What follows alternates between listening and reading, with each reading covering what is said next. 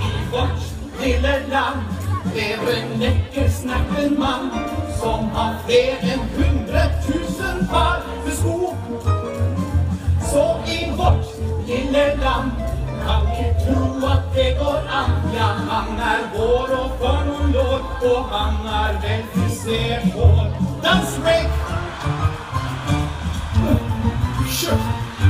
Hvor er det?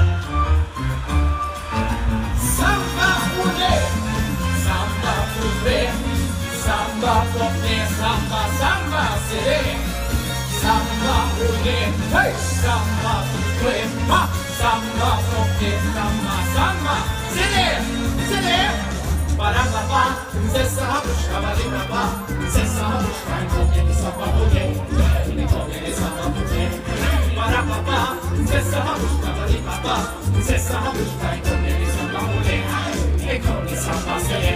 Olé, det, digg, for lykken er din, da, digg, det danser. Jeg mola, rømmen, karamell og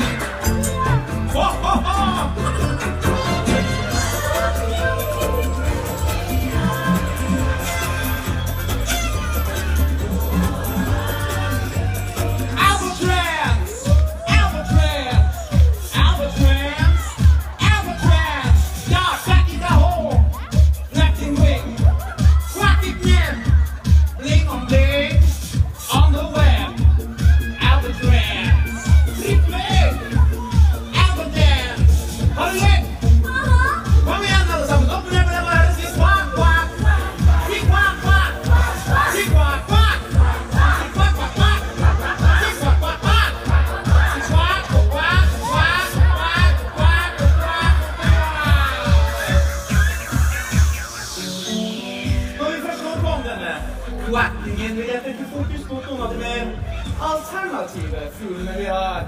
Noen som kanskje bare låner fuglebegrepet, som viser seg å ikke være fugler i det hele tatt. Dere vet det man snakker om, sant det, Sessa? La meg starte med sommerfugler. Hva er greia med det? At de ikke er noen fugler, kan jo alle se. De virrer og surrer og danser så lett. Virrer, surrer, danser, fugl skulle de rett. Ha? Og så har vi kråkeholler. Hva er greia med det? At de ikke er noen kråker, kan jo alle se. Om det sorte pigger og gir under vann, hadde han et stikkeholler vært bedre enn land. Au! Og til slutt så har vi spøkekuler. Hva er greia med det? Har fugleblitt en vits som får deg til å le?